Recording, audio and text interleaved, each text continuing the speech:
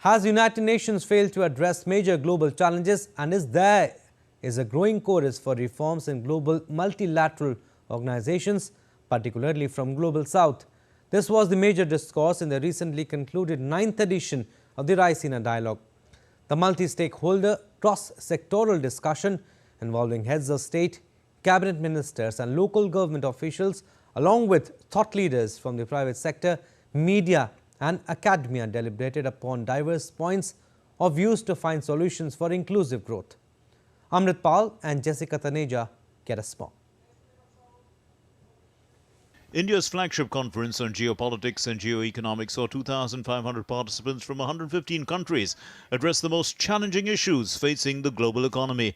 From engagement with the European nations on global security challenges to reinvigorating the voice of the Global South, the 9th edition of the Raisina Dialogue gave room to diverse points of view to find solutions for inclusive growth. UN's failure to address major global challenges put it in the spotlight once again, and demand for reforms in Western multilateral organizations is gaining ground. The UN is still actually a reflection of a colonial era organization. So I think it's a great idea. I really think that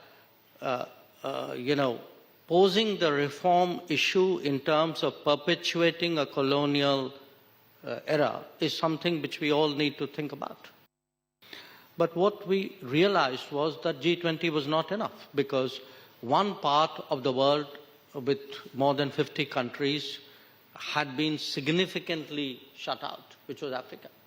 So if you see, in a way, we still call it G20, but it's actually become G21.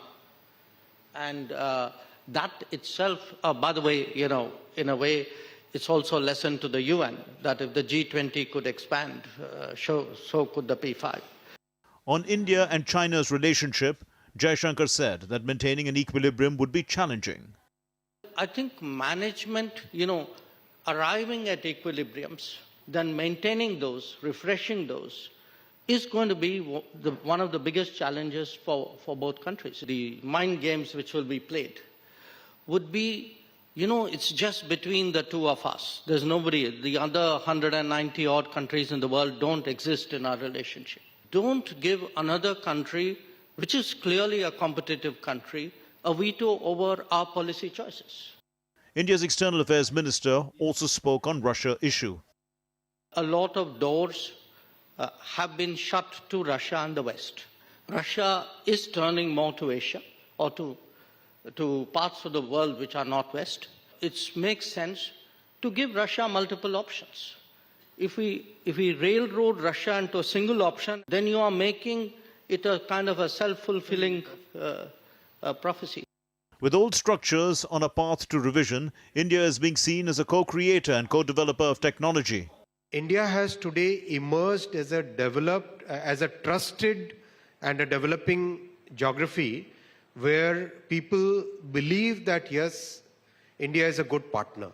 From being a receiver of previous generation technology through TOT agreements, today India is viewed as a country which can be a co-creator of technology, which can be a co-developer of technology. Prime Minister of Greece, Kyriakos Mitsotakis, recognized India's growing importance on the international stage. When it comes to shaping the direction of the global debate and addressing the great challenges that we face, India is now often regarded, and rightly so, as a consensus builder and as a voice of reason in an increasingly polarized world.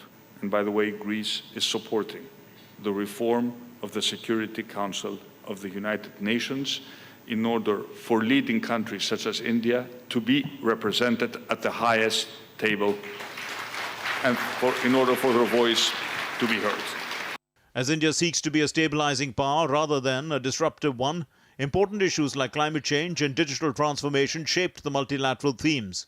As the Raisina Dialogue came to an end on Friday, India's message to the world was clear, that it's ready to play the bridging role between various global divides of the North and the South, the East and the West. But Dr. Jaishankar's message to the West was, do not shut all doors on Russia, for that would prove to be counterproductive. With cameraman Alok Kumar Gupta and my colleague Jessica Taneja, this is Amrit Pal Singh for DD India in New Delhi.